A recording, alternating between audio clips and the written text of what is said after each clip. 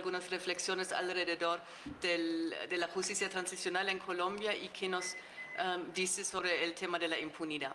No será como muy teórico mi acercamiento al tema de la impunidad, sino más bien viene de la práctica y de algunas experiencias que pude hacer durante los últimos años. ¿Qué pasa? Que se acerque un poquito más el micrófono. Ok. ¿Mejor? Sí. Ok. Bueno, entonces empiezo con aquí en la foto, en la primera, en el primer diapositivo. Pueden ver, es un mural en Colombia y es muy importante para las víctimas y ya nos dice algunas demandas de las víctimas, porque aquí se ven algunos militares quienes estaban involucrados en el caso de los falsos positivos. No sé si todos saben qué es, entonces es el caso de los militares y era como una práctica bastante extensiva durante el conflicto armado colombiano, que los militares, para mostrar éxito en la lucha militar contra las guerrillas de las FARC, mataron a jóvenes, muchas veces o casi todos de orígenes de la clase baja, de orígenes al lado de la marginalidad, muchas veces indígenas, y lo que hicieron es los mataron y después les pusieron como uniforme de las FARC, de la guerrilla, para después mostrarlos falsamente como muertes en combate, para así poder mostrar algunos éxitos en su combate militar. Y las víctimas hasta hoy en día están la Jurisdicción Especial para la Paz en Colombia, y voy a hablar un poco de eso más adelante en más detalle, pero hizo muchos avances muy importantes para esclarecer realmente lo que pasó con esos falsos positivos en muchas partes del país de Colombia, pero lo que las víctimas demandan es realmente, ellos quieren saber no solamente quiénes eran los soldados que mataron, los autores directos de los crímenes, sino también quiénes estaban por detrás. Y hasta realmente, entonces una de las demandas es saber quién dio la orden y desde ahí responsabilizar también la cúpula, hasta la cúpula militar, posiblemente dentro de Colombia, y como se pueden imaginar, eso es bastante difícil lograr. Pero esa es una de las demandas de las víctimas en Colombia.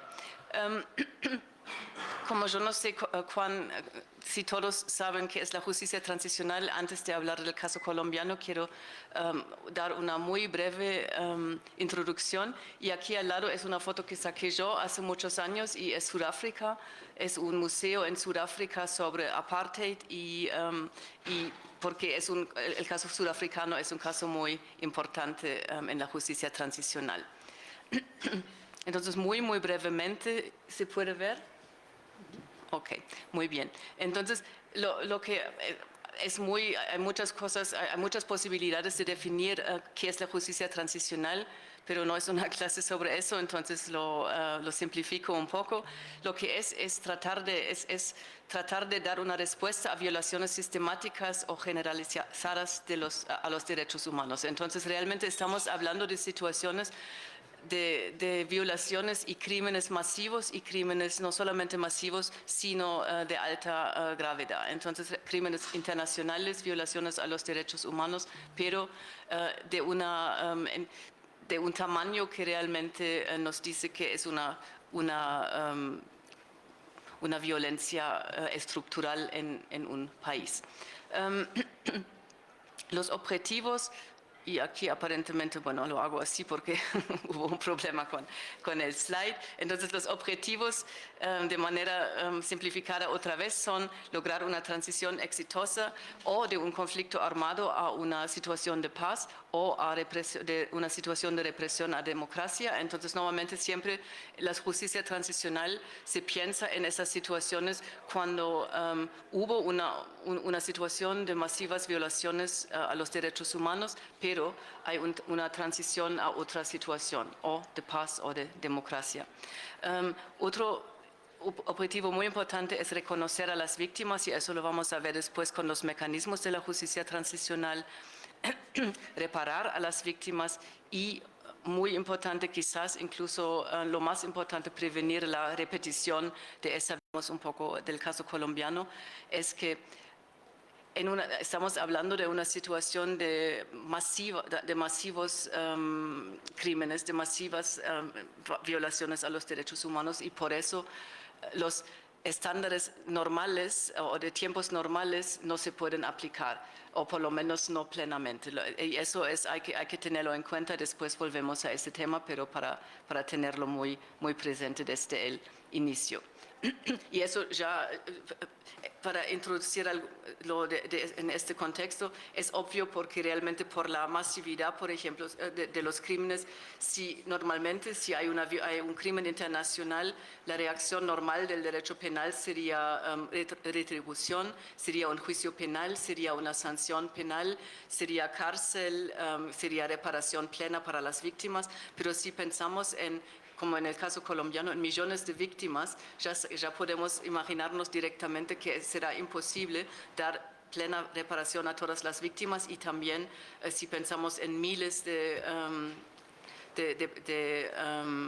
perpetradores, entonces también, o victimarios, también será imposible realmente llevar todos a un juicio penal y después encarcelarlos. Entonces ya logísticamente será imposible, y hay muchas otras razones por las que no se puede hacer. Entonces se trata realmente de una respuesta adaptada a la realidad del caso específico en el país en cuestión.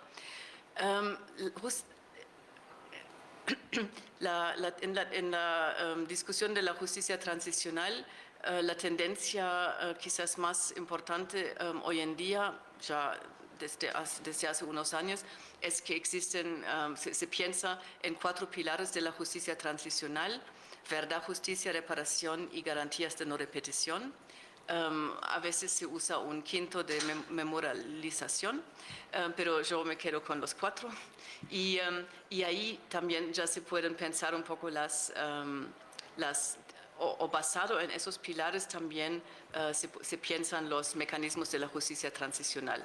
Para la verdad, normalmente son las comisiones de la verdad, y Sudáfrica es uno de los casos más conocidos sobre este tema y eso es importante porque, por ejemplo, en Sudáfrica lo se trató fue lograr o apostar más en una reconciliación entre las víctimas y los victimarios, que realmente en la sanción y la retribución de los victimarios. Y entonces hubo una Comisión de la Verdad, y esa Comisión de la Verdad tuvo la posibilidad de dar amnistías a los victimarios quienes confesaron sus crímenes. Entonces era de alguna manera siempre en la justicia transicional hay que pensar, las víctimas quieren saber la verdad, y la sociedad también realmente necesita saber qué pasó, ya para realmente con base en eso poder pensar en cómo prevenir que se puede repetir. Sin saber qué pasó y por qué pasó, eso sería imposible. Entonces, verdad es muy importante, pero muchas veces esos pilares, obviamente, ya muy claramente hay tensiones y conflictos, y Sudáfrica lo mostró muy bien, porque para lograr justicia en esos casos hace falta información. Para realmente llevar a juicio a los victimarios hace falta tener la información para realmente investigarlos y después sancionarlos.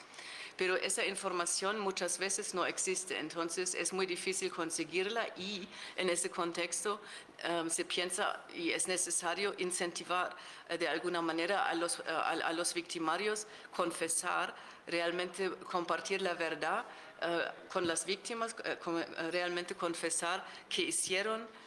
Y, por ejemplo, en el contexto de la desaparición forzada es muy importante eso, porque muchas veces lo que más quieren saber las víctimas es obviamente qué pasó con, por ejemplo, el familiar, qué pasó, dónde está y obviamente pensando que la persona está muerta, dónde está el cuerpo, para ahí, desde ahí, de alguna manera por lo menos encontrar algún cierre si eso es posible en esa situación. Pero necesitan verdad muy claramente, es algo absolutamente fundamental, pero muchas veces obviamente es difícil conseguir esa verdad si la consecuencia es, ok, me dices lo que hiciste y ahora te empiezo un juicio penal. Obviamente hay una tensión importante ahí. Y entonces lo que se pensó en la justicia transicional son esos 4 pilares, pero como desde una perspectiva holística, y lo que quiere decir es que sabiendo y aceptando que verdad, justicia y reparación no se pueden garantizar en esas situaciones plenamente, lo que es importante es pensar buscar algún balance dentro de la situación específica del país donde se donde se aplica el mecanismo o el proceso de justicia transicional y pensar en cuánta verdad es posible y cómo lograrla, cuánta justicia es posible y cómo también lograr la reparación dentro de lo posible, porque también hay que, por ejemplo, en Sudáfrica, si se piensa que las víctimas eran la gran mayoría del país, si el Estado hubiera dado, según su obligación en el derecho internacional de reparar a las víctimas, si hubiera dado reparación plena a todas las víctimas, eso no solamente habría sido imposible en ese caso, pero también hay que pensar, ok, necesitamos reparar a las víctimas, pero también de alguna manera reconstruir la sociedad, el país, etcétera. Y todo eso, obviamente, entonces, muchos balances entran en el juego en la justicia transicional. Y para mostrar un poco, eso ya es un poco, no es de los últimos años, pero ya se puede mostrar un poco la masividad de lo que pasó en el conflicto armado colombiano, un conflicto armado de más de 50 años. Entonces, ahí es en inglés, perdón, entonces hay más de 200,000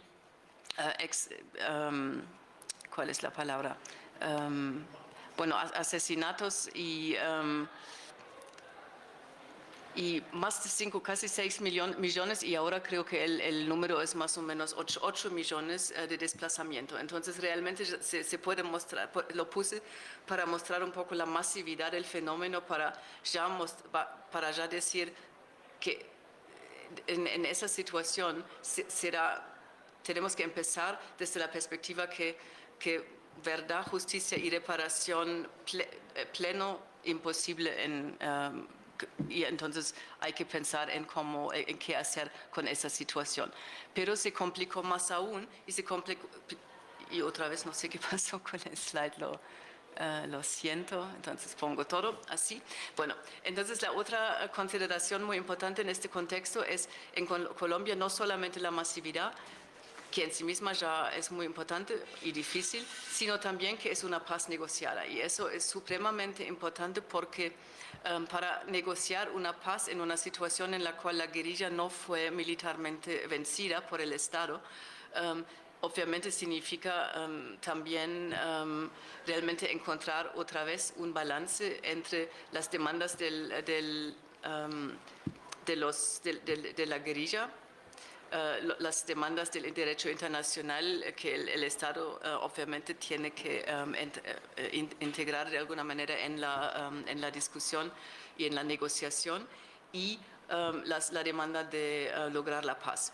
Entonces hay un balance específico que es distinto en contextos de justicia transicional y transiciones de conflictos armados a paz, que por ejemplo en dictaduras a democracia, porque si tenemos una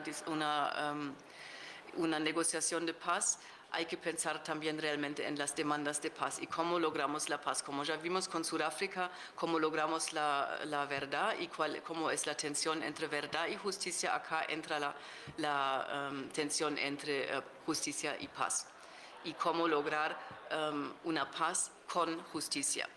Y entonces en la justicia transicional hubo como varias, antes de hablar de Colombia, solamente para ponerlo en contexto un poquito, en la justicia transicional durante los años, como ya vimos en Sudáfrica, la apuesta fue más en verdad, y si hubo aportes a la verdad, eso llevó a una amnistía y no hubo retribución. Pero después hubo mucha crítica a esto y más en América Latina, después de las dictaduras, Argentina, Chile, Brasil, etcétera, la sociedad civil estaba, y obviamente es un contexto cultural muy distinto, eso también hay que tener en cuenta, que la cultura africana y surafricana es distinta a la argentina, por ejemplo, y a la sudamericana. Pero entonces, en ese contexto, después de la dictadura argentina, por ejemplo, hubo muy claramente demandas de retribución, demandas de cárcel y la ONU, después de Sudáfrica, la ONU también tomó la posición que no puede existir una paz sin justicia. Entonces realmente hubo por ejemplo, durante muchos años hubo una posición muy en contra de amnistías. Siempre hubo amnistías, pero la posición oficial siempre fue muy en contra de amnistías porque se sintió que amnistías eran impunidad, porque no hubo cárcel o incluso juicios penales o sanciones, exacto. Entonces, pero al mismo tiempo, obviamente, siguieron las amnistías porque muchas veces es imposible, primero, como ya dije, logísticamente y sí, logísticamente, pero también en contextos de negociaciones de paz es imposible realmente apostar a una retribución maximalista, porque nadie va a negociar una paz si la consecuencia es que van a la cárcel para el resto de su vida. Y eso fue exactamente la situación en Colombia. Entonces, durante las negociaciones del acuerdo de paz en La Habana, se negoció fuera de Colombia porque hubo, ¿cómo se dice? Arrest warrant en español.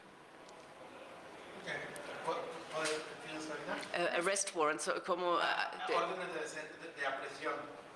Ok. Y entonces se negoció fuera del país, en Habana, en Cuba.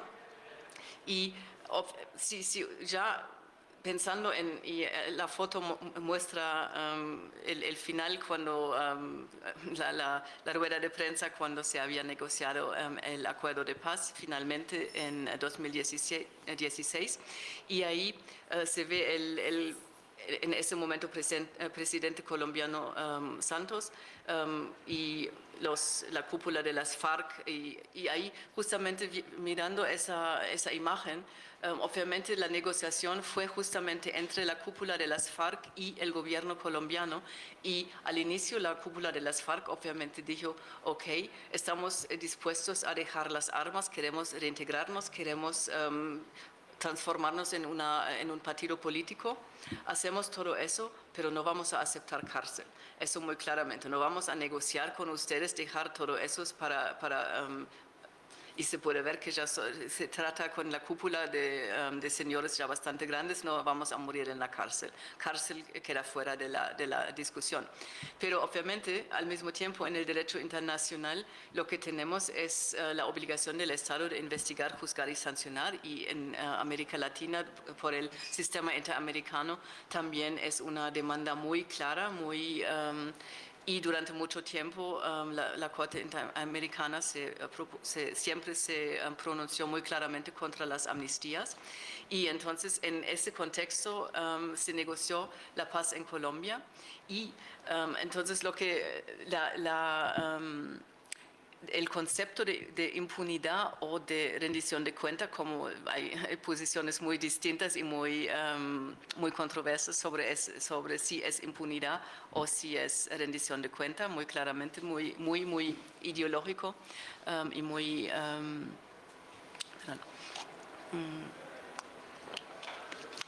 hasta hoy como muy polémico, pero eso es un poco el contexto, otra vez muy simplificado. Entonces hubo una negociación de paz Y primero quiero presentar un poco todo lo que o las varias partes del acuerdo de paz. Eso también es importante porque yo me voy a concentrar después en el acuerdo de víctimas, que es el punto 5 del acuerdo. Hubo 6 puntos en total, pero para ver un poco realmente que no se trata simplemente de justicia transicional en el sentido más tradicional, que es justamente lo que se encuentra en el acuerdo de víctimas, sino que fue mucho más allá lo que se negoció. Y pensando en que las FARC eran un movimiento político que con el origen realmente en la lucha contra la desigualdad, más que nada con respecto al tema de tierras. Entonces, el primer punto del acuerdo de paz es la reforma rural integral, que se negoció como parte del acuerdo de paz en Colombia. Después se negoció la participación política de las FARC, el cese al fuego, obviamente súper importante en este contexto. También muy importante porque las drogas eran todavía son un problema muy grande en Colombia y lo eran en ese momento. Entonces el tema de las drogas ilícitas también se incluyó como parte del acuerdo. El acuerdo de víctimas, eso lo vamos a hablar un poco en más detalle, y después mecanismos de implementación. Y entonces eso se negoció durante varios años en La Habana, y cuando por fin se logró ese acuerdo de paz, el entonces presidente Santos lo puso al pueblo colombiano por un plebiscito, y el pueblo se posicionó en contra. Entonces en el plebiscito ganó el no, y eso fue obviamente un problema muy grande para el gobierno en ese momento, y pensando en cómo seguir, pero al final se renegociaron algunas partes del acuerdo, y en noviembre en noviembre se acordó el acuerdo final de la paz. Pero era como, ahí se puede ver también un problema muy grande, que es cómo hacer todo eso en una sociedad muy, muy polarizada. Y eso es un problema muy grande. Entonces, al final, las partes que estaban negociando se pusieron de acuerdo, se conocieron sus posiciones, entendieron un poco sus posiciones. También hubo hubo representación de la comunidad internacional. Entonces al final se pudo lograr ese acuerdo, pero el pueblo colombiano, con un margen muy pequeño, rechazó lo que se negoció en ese momento. Ok, yo quiero hablar un poquito del sistema integral de la paz, y eso es lo que se negoció en el punto 5 en el acuerdo de víctimas. Entonces, la Jurisdicción Especial para la Paz, que es lo que más conozco yo y he acompañado más durante los últimos años, es obviamente el componente de justicia dentro de todo eso, pero también hubo una comisión para el esclarecimiento de la verdad. Es demasiado largo, no lo leo, no pueden ver ahí. También muy importante, una unidad especial para la búsqueda de personas desaparecidas. Eso obviamente muy importante para las víctimas, y eso fue un mecanismo especial. Y también las medidas de reparación, que ya antes del acuerdo de paz existía otro proceso de justicia transicional en Colombia, el proceso de justicia y paz, que tenía que ver con la desmovilización de los paramilitares, y ahí en ese contexto se aprobó la ley de víctimas, y esa todavía sigue vigente, y las medidas de reparación integral se dan por ese mecanismo. Entonces, eso es importante, porque si pensamos ahora un poco en el trabajo de la JEP, de la Jurisdicción Especial para la Paz, es importante tener en cuenta que no es el único mecanismo, que realmente lo que trató Colombia es poner en la práctica ese enfoque holístico que mostré antes, esos 4 pilares de la justicia transicional, por la Comisión de la Verdad, la justicia por vía de la Jurisdicción Especial para la Paz, la reparación y todo eso también para, obviamente, lograr la no repetición. Ok, quiero decir unas palabras sobre la Jurisdicción Especial para la Paz. Perdí mi... Ok. Muy brevemente. Entonces, los objetivos de la jurisdicción son satisfacer el derecho de las víctimas a la justicia, ofrecer verdad, porque obviamente hubo una comisión de la verdad, pero primero esa comisión de la verdad solamente tuvo un tiempo de 3 años, pero también el enfoque de la comisión de la verdad era una verdad muy distinta, una verdad estructural. Entonces la comisión de la verdad estaba tratando de esclarecer las estructuras de la violencia y hay muchos documentos muy importantes y muy interesantes sobre esto, los hallazgos de la Comisión de la Verdad, pero obviamente al mismo tiempo existe también una verdad jurídica y eso es lo que está tratando de establecer la Jurisdicción Especial para la Paz, que puede ser muy distinta porque obviamente la verdad judicial es por lo menos de alguna manera individualizada, no tanto en el contexto de la JEP, porque la JEP también está tratando de establecer la verdad como más desde una perspectiva estructural en macrocasos, pero también obviamente tiene que esclarecer la responsabilidad, la verdad que puede servir a la investigación y imputación de individuos. Entonces es otro tipo de verdad. Ok, pero no voy a, porque ya, si no voy a tener tiempo para realmente pensar un poco con ustedes en el tema de la impunidad. Entonces, para realmente ahora entrar un poco en ese tema de la conferencia, finalmente, quiero introducir un poco, y a lo mejor casi todos ya lo conocen, pero igual los beneficios penales ante la JEP. Yo no sé qué hice con mis diapositivos, lo siento mucho, muy caóticos, perdón. Entonces, los beneficios penales, y eso es muy, al inicio era muy difícil para las víctimas y también para la sociedad colombiana y para los movimientos de los derechos humanos digerir eso y aceptar eso. Y es que primero hay un enfoque solamente en los máximos responsables, solamente los que realmente se ven como los máximos responsables. Bueno, pensamos en los crímenes que se cometieron, desplazamiento forzado, desapariciones forzadas, masacres, asesinatos y todos crímenes dentro del contexto de una guerra, de un conflicto armado interno y crímenes cometidos realmente de una manera sistemática. Estamos hablando obviamente de crímenes internacionales muy graves y de violaciones a los derechos humanos muy graves. Y en ese contexto, lo que se negoció era un enfoque solamente en los máximos responsables, solamente los máximos responsables, no todos que tenían responsabilidad para esos crímenes muy graves, iban a ser investigados y sancionados.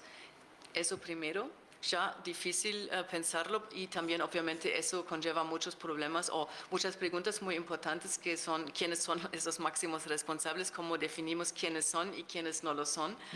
Eso primero, y cuántos podemos realmente imputar en un contexto así, cuántos máximos responsables realmente puede haber. Eso primero, pero después para esos máximos responsables, por ejemplo, la cúpula de las FARC, los más altos rangos de las FARC, muy claramente máximos responsables en este contexto. La sanción para ellos era una sanción de 5 a 8 años y 5 a 8 años sin cárcel si reconocieron su responsabilidad, aportaron verdad y justicia restaurativa, reparación a las víctimas. Y si pensamos obviamente en los estándares internacionales normales, eso parece, o incluso si pensamos en el derecho penal ordinario, son penas bastante leves. Sí, y hubo mucha discusión sobre ¿es eso proporcional? ¿Realmente hay proporción entre los crímenes, la responsabilidad de esa gente, de esos comparecientes, lo llaman en Colombia, y los crímenes que cometieron? Muchos que defienden el marco jurídico y el acuerdo de paz, y yo soy parte de ellos, lo defendemos, pero obviamente hay que reconocer los problemas muy claramente, y eso quizás en parte también puede explicar el no en el plebiscito, porque era muy difícil aceptar para mucha gente esa lógica. Y después sí, no hay reconocimiento antes de un juicio, pero si se ven más o menos, si se ve durante el juicio que realmente una condena es muy probable, pueden reconocer y otra vez beneficiarse con una sanción bastante leve de 5 a 8 años, pero de cárcel. Entonces ya bastante más importante. Pero sí hay reconocimiento y todo eso, no hay cárcel, sino hay restricciones a la libertad, pero fuera de la cárcel. Después, todos los demás, la gran mayoría de la gente que tenía responsabilidad para esos crímenes muy graves, no tienen ninguna sanción, sino van a tener como una renuncia a la persecución penal, o los miembros de las FARC, quienes no tenían responsabilidad para los crímenes más graves y no amnistiables, amnistía. Pero incluso para los que tenían una responsabilidad alta para los crímenes internacionales, hay renuncia a la persecución penal, siempre que reconozcan otra vez su responsabilidad, si la hay, y si aportan verdad plena y reparación para las víctimas. Entonces, la gran pregunta es, si uno lo escucha por primera vez, me imagino que muchos de ustedes no lo escuchan por primera vez, pero si uno lo escucha por primera vez, la reacción puede ser bastante negativa. Uno puede pensar, bueno, eso muy claramente es impunidad, ¿cómo puede ser? No hay proporción. Entonces, la pregunta es, ¿por qué? ¿Cuáles son las razones por eso? Y ahí volvemos a lo que dije al inicio, que son las tensiones que hay. Y la gran tensión, obviamente la más grande en este contexto, es la tensión entre justicia y paz en este contexto, muy claramente. Porque durante las negociaciones, como ya dije, para la FARC la línea roja fue cárcel. No iban a aceptar una paz que les iba a llevar a la cárcel, entonces eso era como un compromiso que era necesario para lograr la paz. Y al mismo tiempo, obviamente también hay que tener en cuenta que es muy difícil realmente pensar incluso en proporcionalidad de la sanción y de la pena en este contexto, porque ¿qué podría ser una sanción proporcional para los crímenes, para esos crímenes masivos, muy graves? Incluso cárcel para, cadena perpetua o algo así, ¿es proporcional? Es difícil realmente pensar que existe una proporcionalidad de la pena en este contexto. Pero, entonces, uno de los argumentos también que se escucha mucho en Colombia y que me parece muy importante mencionarlo es justamente que ese sistema que a primera vista quizás se puede pensar como impunidad, tiene el objetivo justamente de combatir lo que llamaron la de facto impunidad. Y es que en muchos contextos de justicia transicional, por varias razones, en parte justamente por la masividad de los crímenes y el gran número de los victimarios, pero también por la situación política en muchos países y las dificultades realmente de tener más que unos juicios quizás llamativos y después realmente muchas veces es importante desde una perspectiva política o no hay voluntad política o puede haber razones importantes para decir, ok, tuvimos unos juicios, son importantes, pero al mismo tiempo necesitamos un cierre porque realmente necesitamos pensar también en cómo ahora convivir en la sociedad sin cárcel para todos y sin seguir para siempre con los juicios. Hay como muchas consideraciones en ese contexto, pero entonces muchas veces sí existe como una demanda maximalista con respecto a la retribución, a las sanciones, etcétera. Justamente en esas situaciones muchas veces al final hay muy pocas sanciones y muy pocas condenas penales. Justamente por todos los problemas con esos juicios en esas circunstancias. Entonces muchas veces hay de facto impunidad y lo que se estaba tratando en Colombia fue entonces combatir esa de facto impunidad con un aspecto, bueno, con un enfoque alternativo que apuesta mucho más a la justicia restaurativa. Hay obviamente la justicia retributiva en este contexto, hay condenas o habrá condenas, habrá sanciones, pero la gran apuesta es en la justicia restaurativa.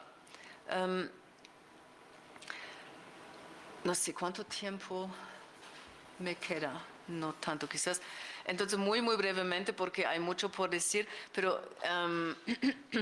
sí quiero decir algunas cosas también sobre las estrategias de la investigación, porque es importante para entender un poco cómo funciona el modelo. Entonces, primero, la investigación no es individual caso por caso, porque como ya vimos, eso es imposible con ese gran número de crímenes, sino se investigan macrocasos. Entonces, no sé si todos conocen los macrocasos de la JEP, hay 11 en total, 11 casos y no habrá más, entonces 11 casos en total. El primer caso era el caso de secuestros de las FARC. El segundo era un caso territorial, entonces hay como estrategias de investigación distintas, hay algunas temáticas, secuestro FARC, hay falsos positivos militares, después hay reclutamiento de niños, creo, hay uno ahora de violencia sexual y de género, y al mismo tiempo también hay uno de la Unión Patriótica, y después hay casos territoriales, no sé si olvidé algo, pero hay casos territoriales que investigan la situación o algo que pasó en regiones específicas de Colombia y eso es muy importante en parte para las víctimas indígenas en algunas zonas bastante marginalizadas y ahí entonces hay esos casos que tienen una lógica de investigación bastante distinta según si se trata de un caso territorial o un caso temático.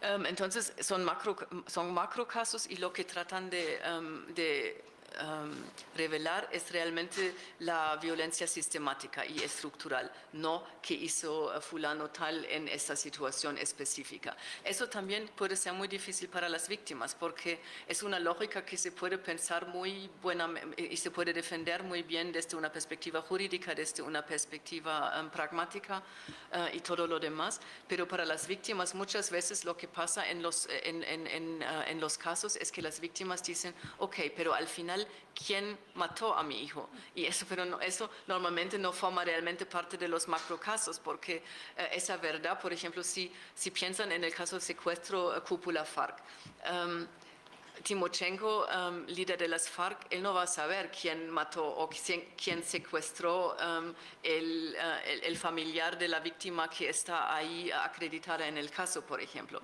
Entonces, lo que pueden decir es la política de las FARC fue esa, nuestra responsabilidad es esa. El plan criminal que tuvimos era ese, pero ¿qué pasó con las víctimas individuales? Muchas veces no se puede esclarecer de esa manera y eso forma parte de la lógica de la justicia transicional como se pensó, pero es muy difícil para las víctimas aceptar eso en algunos casos.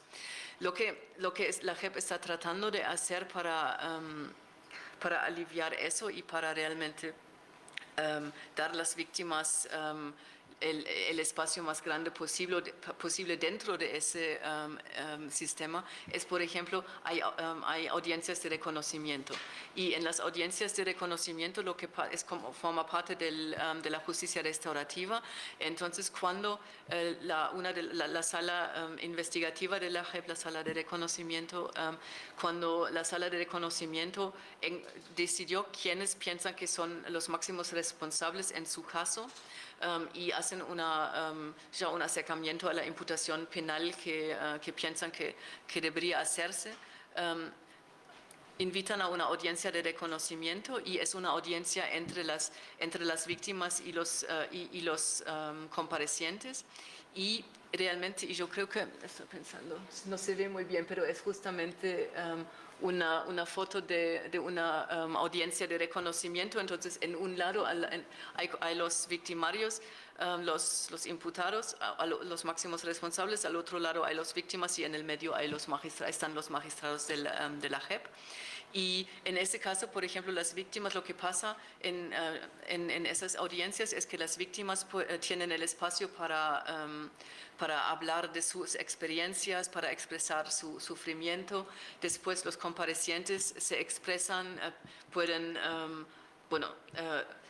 o no reconocer su responsabilidad, pueden contestar a las preguntas de las víctimas, pueden reconocer su responsabilidad y también pedir perdón. Y por ejemplo, en el caso del cual la foto es del caso falsos positivos que ya mencioné. Y en ese caso, por ejemplo, fue muy interesante que lo que las víctimas más querían, obviamente querían verdad muy claramente. ¿Qué pasó? ¿Quién mató a su familiar? Etcétera. ¿Y por qué? ¿Por qué mataron? Y yo estuve en esa audiencia, fue muy terrible escuchar todo eso, la banalidad de todo eso también. Si una piensa en cuán terrible eran los crímenes, cuán grande el sufrimiento de las víctimas, y los comparecientes decían, bueno, lo matamos porque nos prometieron un asado, o decían, nos prometieron 2 días más de licencia. Y por eso mataron al familiar de esas víctimas. Muy, muy duro, obviamente, escuchar eso.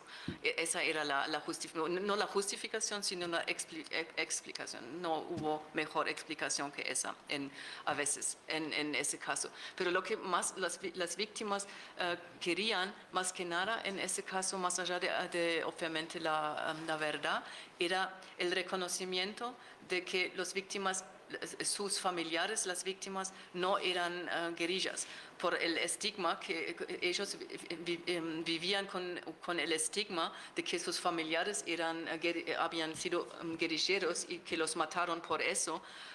Y una de las demandas realmente recurrentes de casi todas las víctimas fue eso. Hay que reconocer que ellos eran inocentes, no tenía nada que ver con la guerrilla, e incluso hacerlo público, publicitarlo en los medios, etcétera, relevantes para las víctimas, para que se supiera que realmente no eran guerrilleros, y para de esa manera, sí. Otra vez olvidé la palabra, pero de alguna manera, bueno, lo voy a decir en inglés, clear the name, Limpiar el nombre. Limpiar el nombre, esa fue la palabra que estaba buscando, muchas gracias. Entonces, eso solamente para dar un poco de información también más específica de la perspectiva de las víctimas.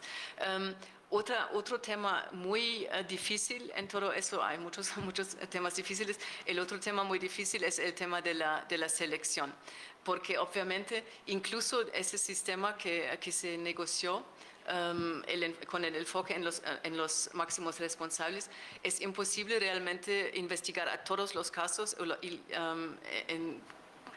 y al final al principio hubo casos muy específicos. Entonces, el caso, por ejemplo, el caso que más conozco es el de los falsos positivos, como ya se nota. Y en ese caso empezaron con el caso temático de falsos positivos y después lo investigaron en regiones específicas. Entonces hubo subcasos, varios subcasos regionales dentro del caso de falsos positivos. Pero después, para realmente por lo menos tratar de investigar todos los, de alguna manera, todos los casos por lo menos representativos en el contexto colombiano dentro del tiempo que tiene la JEP. Al final se priorizaron, se seleccionaron en realidad macrocasos paraguas, como lo llaman. Hay un caso, el caso 08 es el caso contra los que incluye todos los crímenes que cometieron los militares en colaboración, o los militares solos o en colaboración con otros agentes del Estado o terceros civiles. Eso es un caso que incluye entonces toda la responsabilidad de los militares, pero lo que está claro es que no todos los militares van a ser investigados. Muy claramente dentro de ese caso hay que ser como muy selectivo en lo que se va a investigar. Y lo mismo, hay un caso Paraguas-FARC que también incluye todos los crímenes, porque hubo el caso secuestro, pero obviamente era solamente uno de los crímenes y hay mucho más, entonces hay ese caso también. Pero después hay selección de casos, pero también hay selección de personas, y la selección de personas es quiénes son los máximos y quiénes no lo son. Entonces, y quienes no lo son, como ya vimos, van a un trato no punitivo. Entonces, para ya más o menos sintetizar un poco y resumir un poco lo que dije, algunos aspectos, realmente el caso colombiano es un caso sumamente interesante y sumamente importante, no solamente en Colombia, sino realmente al nivel mundial, porque hay muchos aspectos muy innovadores en cómo se negoció y cómo se pensó el modelo de la justicia transicional. Entonces, primero porque es el primer país en el mundo que trató de poner en la práctica lo que ya dije, ese enfoque holístico, diciendo que realmente lo que necesitamos, si no podemos dar plena verdad a las víctimas y justicia por todos los crímenes, plena reparación, etc., por lo menos necesitamos verdad, justicia y reparación por todo lo imperfecto que pueden ser esos mecanismos, pero tienen que existir todos esos mecanismos y tienen que existir al lado y de alguna manera complementarse. Lo que también obviamente ya se vio muy claramente es que se flexibilizó muchísimo el contenido de la obligación de investigar, juzgar y sancionar. Y eso es como una discusión que está abierta todavía, porque obviamente no se sabe que al final va a decidir, por ejemplo, la Corte Interamericana de Derechos Humanos sobre el caso colombiano. Hasta ahora dio mucho espacio a Colombia para realmente tratar de poner en la práctica lo que se negoció, pero al final realmente yo pienso por lo menos que el juicio final sobre el juicio de la comunidad internacional sobre si eso al final fue compatible con las obligaciones internacionales del Estado colombiano. Se va a dar después realmente yo pienso después del final de la JEP, cuando cierra la JEP y cuando realmente podemos ver qué se hizo, qué no se hizo, cómo se implementó todo eso. En ese momento pienso que realmente se va a reabrirse el debate de se logró el objetivo de realmente lograr una rendición, la rendición de cuentas la máxima posible dentro del sistema, y más que nada se logró la satisfacción de las víctimas y de sus derechos, y cómo podemos medirlo, pero por lo menos yo creo que mucho va a depender de la implementación al final, y eso no estamos en este momento, no es el momento para realmente decidir eso.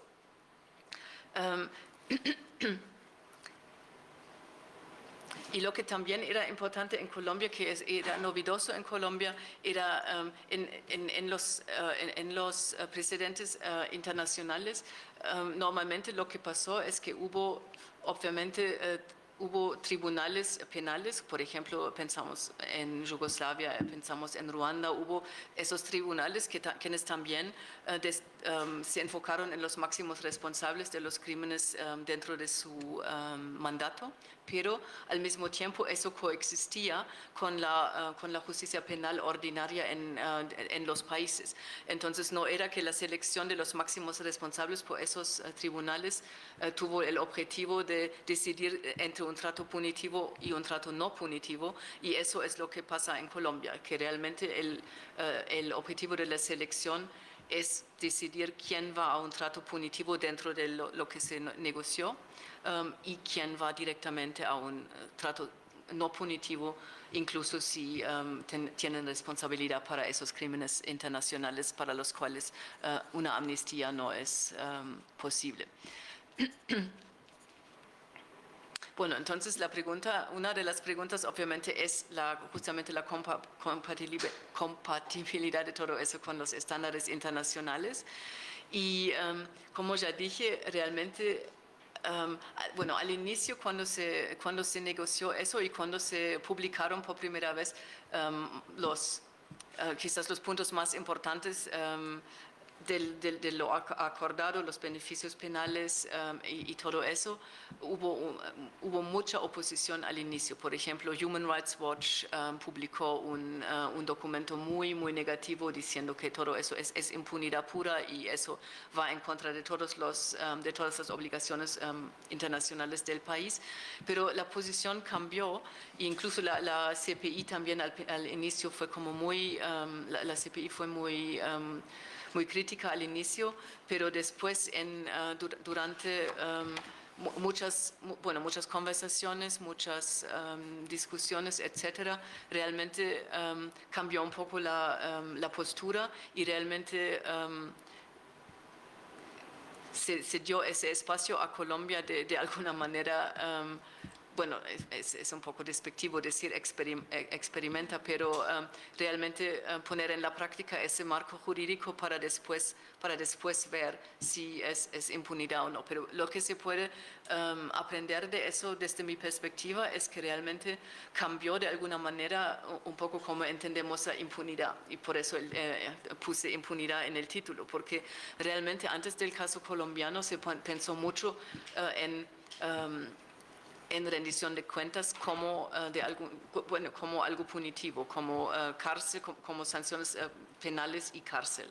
Y eso realmente cambió aquí y entonces lo que podemos pensar desde ahí, cada uno tiene que pensar si lo acepta o no, pero lo que sí se puede ver es que hay otro concepto de impunidad que no tiene que ver o que no es impunidad necesariamente si no hay cárcel, si no hay una reacción por el derecho penal, sino que también puede ser una rendición de cuentas si hay verdad para las víctimas, si hay justicia restaurativa para las víctimas, si hay un reconocimiento de lo que se hizo, de los crímenes que se cometieron, etc. Y eso puede ser más para las víctimas que una situación de impunidad de facto si al final, si no hubiera todos esos mecanismos, pero tampoco muchas condenas penales, obviamente uno podría decir que hay más impunidad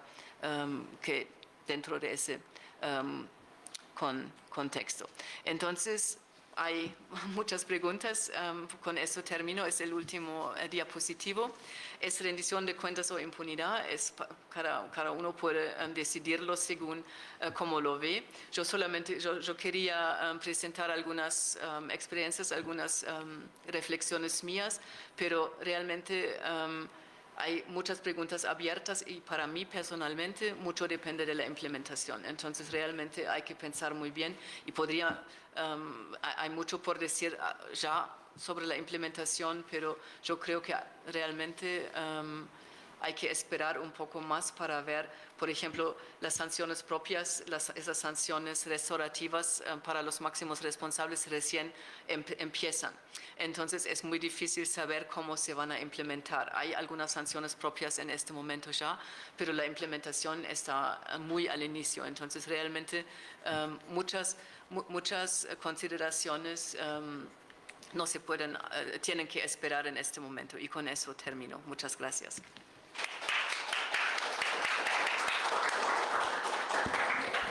Muchas gracias, doctora. La verdad es que, bueno, por lo menos a mí, yo creo que a la mayoría, si no es que a todo el auditorio y a las personas que nos ven a través de las redes sociales, nos ha dejado con una gran conferencia sobre ponderación de derechos, ¿no? Y creo que por eso es tan difícil para la sociedad colombiana y creo que por eso fue el margen tan reducido sobre la aceptación del, o no aceptación del acuerdo de paz, algo que lastima mucho a la sociedad como son estos máximos crímenes y justo hablar de que tal vez podrían no ser sancionados. Pero por el otro lado también está el cese a la violencia, que la sociedad colombiana ya no tenga que vivir esos márgenes de violencia y que justamente se diga quiénes fueron, qué hicieron y cómo se hacen esas reparaciones. La verdad es que yo tengo muchísimas preguntas. No quisiera acaparar el micrófono y quisiera dar la oportunidad al público para que haga las preguntas y si sobra un poquito de tiempo, aquí le tengo una gran lista de preguntas. Entonces, no sé si alguien tenga alguna pregunta o comentario para nuestra conferencista. Sí, adelante. Yo quiero preguntarle acerca sobre todo el material probatorio, en el sentido de qué tan difícil ha sido para las víctimas acreditar las violaciones, porque supongo que también por parte de las FARC los defensores irían más a que han cumplido con los principios de las hostilidades, los cuales los alargan de pues, violaciones, ¿no? Porque sabemos que dentro de los conflictos armados opera el derecho humanitario y en el sentido de que se han respetado los principios, aunque hayan hecho muertes, explosiones de escuelas, pues a veces pueden salir ilesos. Entonces quería ver qué tan difícil ha sido para las víctimas todo ese material probatorio y también las repercusiones que han tenido en el sentido de que si solamente castigan a la máxima, qué ha pasado con las empresas de que muchas veces financian a estos grupos armados y pues actúan de manera ya sea directa o indirecta, pero creo que también se ha visto un auge de participación del preso o incluso financiamiento de otros estados, pero cómo queda como que esa parte de la sociedad. Ok, ¿contesto directamente? Sí. ¿Sí o no? Yo prefiero porque si no me olvido. Okay, si fuera más fácil para mí. Ya es tarde para mí, perdón. Ok, bueno, entonces primero con respecto a la pregunta sobre el tema probatorio, realmente no soy la experta en eso, no sé muy bien, pero lo que sí se puede, lo que se puede observar, por ejemplo, es que muchos de los casos que están investigando la JEP son casos que ya se investigaron también, por lo menos en parte en la jurisdicción ordinaria antes, porque realmente, y son casos, entonces, por ejemplo, muchos de los casos de los falsos positivos empezaron con los que ya eran condenados en la jurisdicción ordinaria y desde ahí empezaron a investigar la sistematicidad de esos crímenes. Pero entonces era difícil. Y no sé, en el caso FARC realmente no sé muy bien, yo no conozco muy bien el caso FARC, entonces no sé cómo era el tema probatorio, en ese caso no podría decir, pero obviamente ahí ayudó mucho que muy claramente la cúpula de las FARC tenía el interés en llegar a la sanción propia y en beneficiarse de esa manera y por eso aportar la información necesaria en su propio caso. Pero no sé cómo sería en otros casos, no podría decir, lo siento. Con respecto al tema de los financiadores, por ejemplo, es un tema muy difícil, es un tema que trabajé mucho, pero es un tema sumamente difícil porque Lo que se negoció, primero en lo que se negoció en La Habana fue que la JEP tendría la jurisdicción sobre todos los actores del conflicto, no todos los paramilitares quedan fuera porque tenían su propia justicia transicional, pero sobre FARC, Estado colombiano y terceros civiles. Y después la Corte Constitucional era como todo súper polémico y muy polarizado en todas las discusiones, y lo que tuvo que pasar es que todo lo negociado necesitaba legislación de implementación. Entonces necesitaban leyes para implementar todo lo acordado. Y en el Congreso hubo mucha polarización sobre esos temas, y uno de los temas más polémicos era el de la responsabilidad de los actores económicos. Y, por ejemplo, hubo muchas discusiones, y yo creo que eso también formaba un poco parte del plebiscito, porque hubo como discursos como cómo puede ser que nosotros, actores económicos, vamos a ser perseguidos por la JEP si los terroristas de las FARC se van con la justicia restaurativa y ni van a la cárcel.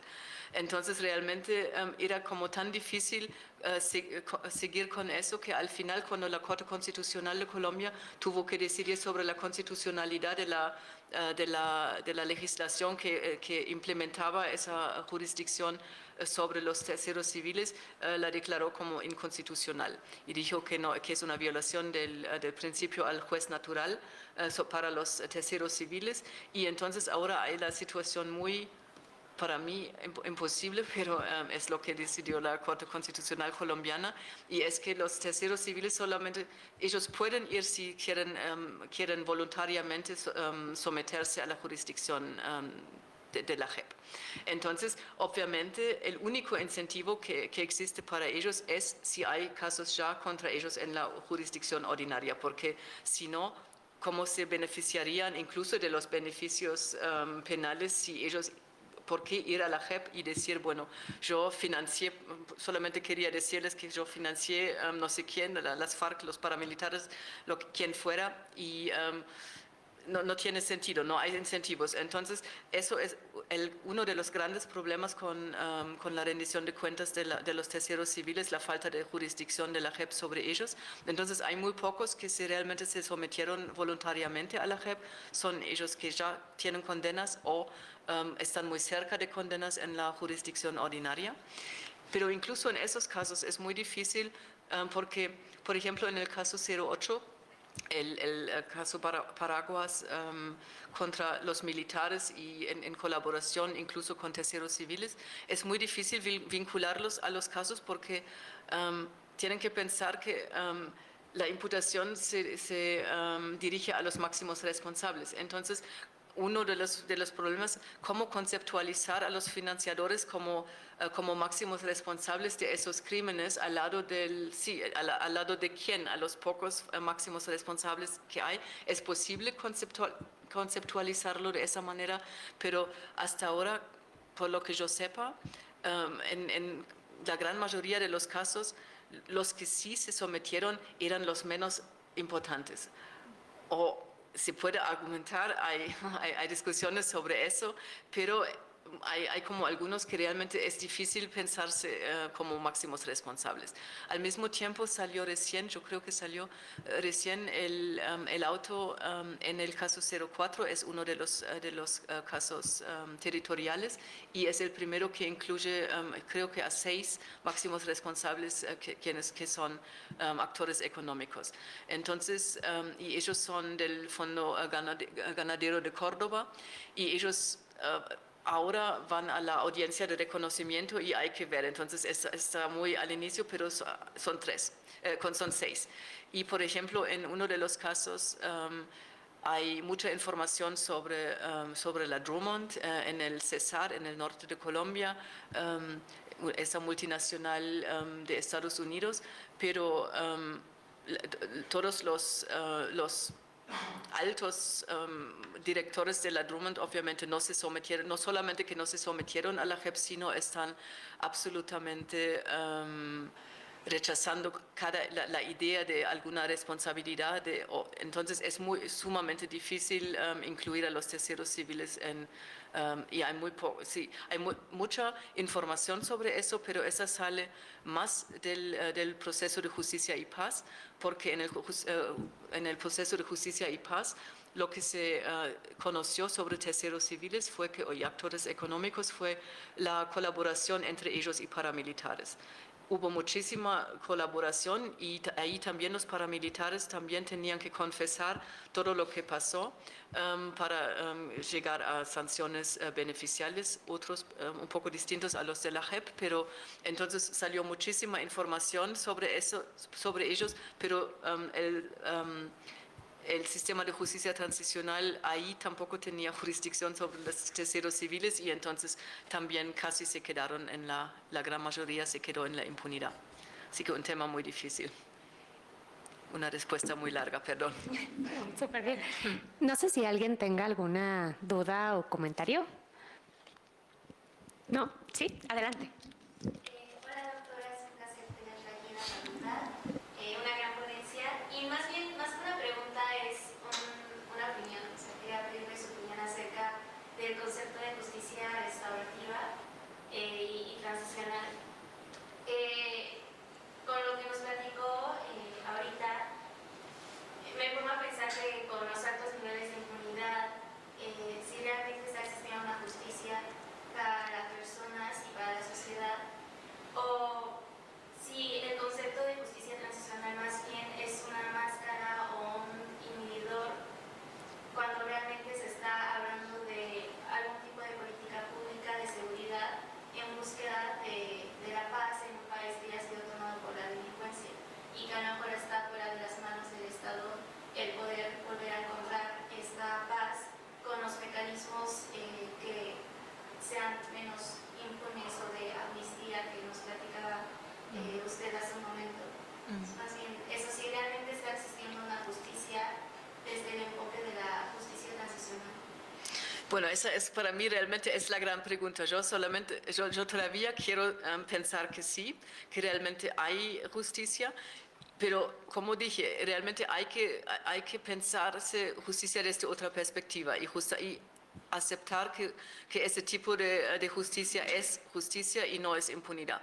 Pero sí, por ejemplo, pensando un poco explicando quizás un poco cómo funciona la justicia restaurativa, entonces ya hablé un poco de la audiencia de reconocimiento, que muy claramente es un tipo de justicia restaurativa, pero lo que también pasa es, por ejemplo, los no máximos responsables que van directamente a un trato punitivo, la sala de la JEP responsable para eso, la sala de definición, también, por ejemplo, hizo muchas audiencias entre víctimas y victimarios y ahí se acordaron, bueno, en realidad, una de las medidas más importantes de la justicia restaurativa en Colombia es la verdad, porque realmente eso, hay que entender eso, que realmente saber lo que pasó ya es justicia restaurativa para las víctimas. Pero más allá de eso, por ejemplo, hay muchos proyectos, por ejemplo, las víctimas y los victimarios se pueden sentar y pensar en qué es lo que podría reparar las víctimas en ese caso específico o en ese subcaso específico. Y por ejemplo, no sé, las víctimas pueden hacer propuestas, los victimarios pueden hacer respuestas y ahí se puede pensar en qué es lo que es significativo para las víctimas. Y hay muchas propuestas desde las víctimas, también obviamente hay que pensar en qué es posible, porque muchas veces la justicia restaurativa tampoco es gratis en muchos casos. Bueno, la verdad quizás sí, pero por ejemplo, si las víctimas dicen lo que realmente, por ejemplo, nosotros en un contexto, en un proyecto que hicimos hace unos años, antes realmente pensando un poco en cómo podría ser la justicia restaurativa.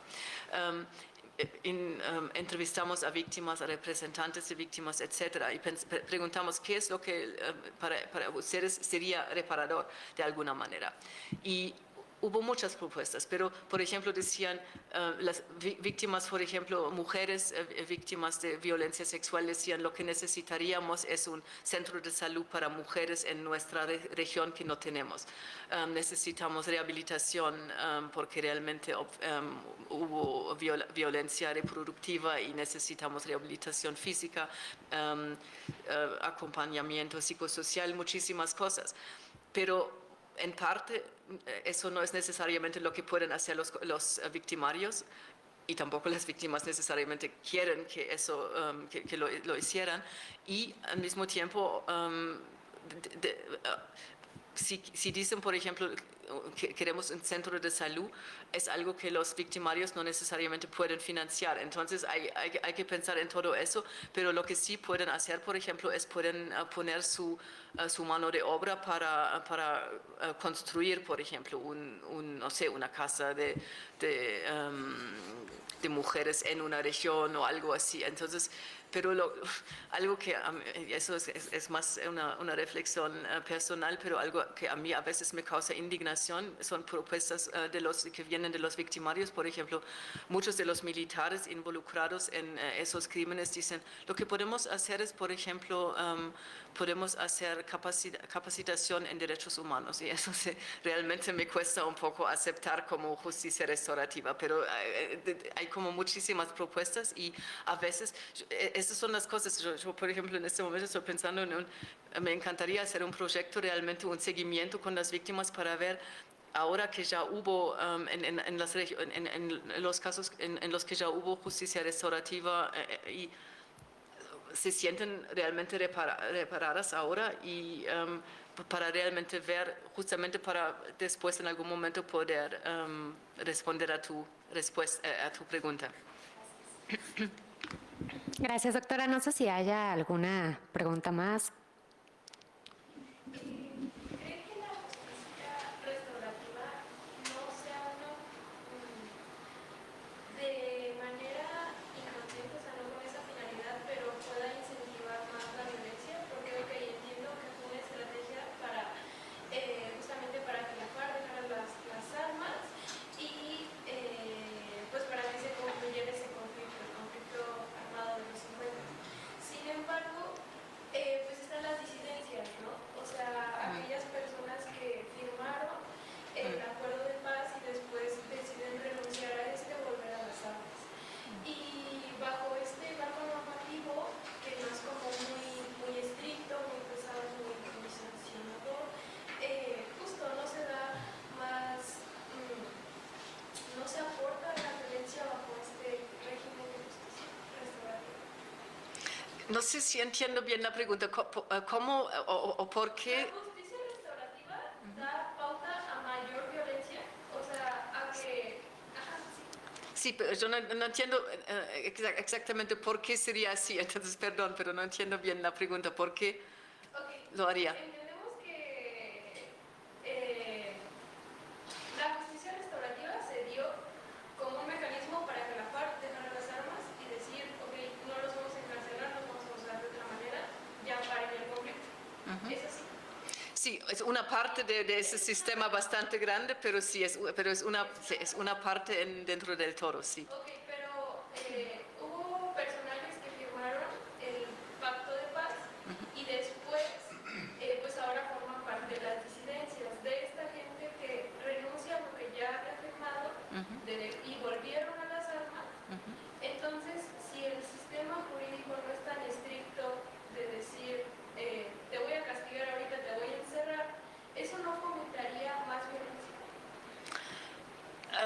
Creo que ahora sí entiendo, no estoy segura, pero no sé si es tan fácil y si realmente se puede establecer como una causalidad así muy fácilmente. Entonces no creo que, primero no creo que hubiera sido posible algún acuerdo de paz sin esas condicionalidades y sin esos beneficios. Entonces eso primero. Entonces si la premisa era si no vamos a encarcelar a todos, ahí tenemos el riesgo de más violencia. Yo creo que no, porque realmente no habría un proceso de paz sin eso. Entonces eso no lo veo así. Lo que sí, yo creo que hay muchos problemas, obviamente, pero yo creo que el problema... bueno, hay muchos problemas, pero un problema, por ejemplo, que veo quizás más importante con respecto a la justicia restaurativa es el problema de la seguridad para los comparecientes, porque para ellos que realmente dejaron las armas y están dispuestos a realmente colaborar con el proceso para trabajar con las víctimas y realmente aportar a la justicia restaurativa, hay un problema de seguridad en las regiones, por ejemplo. Y eso causa problemas con la implementación otra vez de lo que se acordó y hay que pensar muy bien qué se puede hacer, dónde y quién puede hacer qué. Pero el tema, yo no sé, me imagino que hay gente que lo ve como tú, pero yo personalmente no lo veo como desde esa perspectiva. Yo no creo que el sistema que se negoció causó más violencia. Eso no. Para mí, no. Muchas gracias, doctora. Y sí, abusando un poquito de su tiempo, yo quisiera hacerle una pregunta y preguntarle respecto a uno de los pilares que no se tocó mucho, que son las garantías de no repetición. Y justamente las garantías de no repetición, y a lo mejor se liga un poquito con la pregunta de nuestra compañera, es que ¿cuáles serían esos estándares? ¿Cómo se podría confiar en que no habría esta repetición de violencia? O sea, no sé si en alguna ya de las audiencias se haya hablado de esto y cómo estarían garantizando que no se repetirían estas acciones. Y la otra, que ya solo para terminar, sé que falta para que se implemente todavía este acuerdo, pero ¿cuáles serían las expectativas? Desde su punto de vista, ¿cuáles serían las expectativas en la implementación del acuerdo? Es una... No muy fácil la última pregunta, pero bueno. Las garantías de no repetición en el caso colombiano, más que nada, pensando en las FARC, la garantía de no repetición más grande es la dejación de las armas. Entonces, y para todos, la garantía de no repetición es el compromiso de no cometer crímenes en el futuro. Eso forma parte del proceso y, por ejemplo, si en el momento en el cual se cometen nuevos crímenes, pierden los beneficios de la JEP. Así que tampoco es que te dan los beneficios para siempre y después puedes hacer lo que quieras y te quedas con los beneficios, sino si reinciden, cometen nuevos crímenes, pierden los beneficios. Eso, pero si esos son, obviamente es un inicio de garantías de no repetición. Es algo que es fundamental como garantía de no repetición, dejar las armas muy claramente. Pero eso en sí mismo no garantiza la no repetición. Y yo creo que para las garantías de no repetición es más importante para mí, desde mi perspectiva, es quizás menos importante lo individual y pensar en los individuos y más en las estructuras. Y ahí para mí lo importante es realmente pensar también en las causas del conflicto y realmente en las causas del conflicto para desde ahí pensar, ok, ¿qué causó lo que pasó? ¿Por qué pasó y cómo podemos cambiarlo? Y por eso, por ejemplo, para mí, por ejemplo, el punto 1 que expliqué muy brevemente, no lo expliqué, solamente lo mencioné, pero la reforma rural, por ejemplo, es importantísimo como garantía de no repetición, porque realmente parte de la causa del conflicto era justamente la desigualdad con respecto al tema de tierras. Entonces, yo creo que eso también no hay que perder de vista, que esas garantías de no repetición quedan fuera del ámbito de la JEP. Pero obviamente dentro de la JEP también las hay, pero sí. y más que nada, como dije, son esas. ¿Y cuál era? Ya es tarde, ¿verdad? Las expectativas en la implementación. Bueno, y eso es muy difícil, es realmente muy difícil. Y una de las, quizás, yo realmente no tengo respuesta, pero lo que estuve pensando, o lo que estoy pensando más y más es, o lo que me estoy preguntando más bien, es como dije al inicio, una de las razones por las que se justifica ese sistema, ese marco jurídico, los beneficios y la apuesta por fuera de la justicia retributiva es la imposibilidad de juicios penales contra todos y encarcelar a todos. Al mismo tiempo, lo que yo me pregunto es cuán posible es tener justicia restaurativa para todos. Y si es realmente más fácil, porque si veo, por ejemplo, el esfuerzo que va en facilitar la justicia restaurativa, la preparación para las víctimas, el acompañamiento de las víctimas, porque obviamente hace falta garantizar, por ejemplo, que no es una revictimización, que no causa más trauma a las víctimas.